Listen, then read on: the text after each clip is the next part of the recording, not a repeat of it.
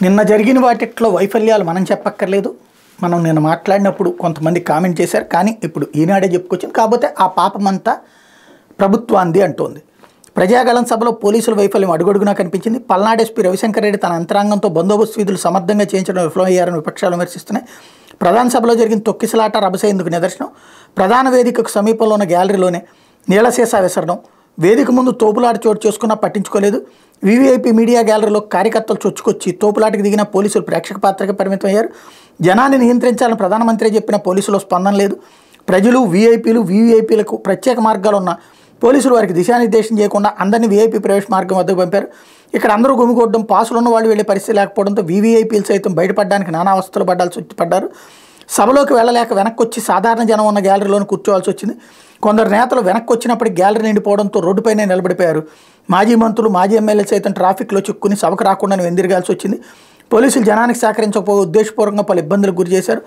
సభకు వచ్చిన ముఖ్య నేతలకు చేదు అనుభవం ఎదురైంది. సభా ప్రాంగణంలోకి వెళ్లేందుకు పోలీసులతో వాగ్వివాదం చేయాల్సి వచ్చింది. కృష్ణా, గుంటూరు, ప్రకాశం, పశ్చిమ గోదావరి జిల్లాలకు చెందిన తెలుగుదేశం పార్టీ, జనసేన నేతలు పాసులు చూపించిన వాళ్ళకి లోపలికి అనుమతించలేదు. గ్యాలరీ పాస్ మాత్రమే ఉందని, వాహనానికి పాస్ ఏదంటూ కొందరిని చికాకు పెట్టారు. వారించలేక కొందరు వెనుదిరిగారు.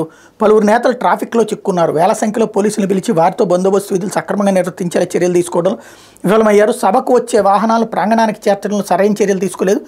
భారీ సంఖ్యలో ఐపీఎస్లు, అదనపు ఎస్పీలు, డిఎస్పీలు, Greyhounds, Octopus, APSP, civil, AR పోలీసులు ఇలా ఎంతోమంది హాజరైన ఉపయోగం లేకుండా పోయింది.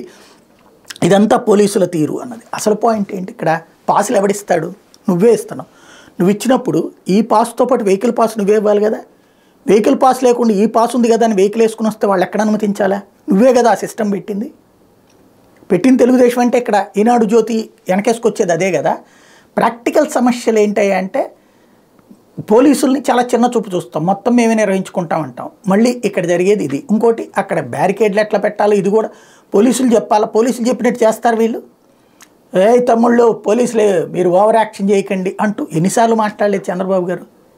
ఓవరాల్గా ఆటలో అరటిపండులాగా పోలీసుని వాడుకుని వదిలేయడం అలవాటైపోయింది.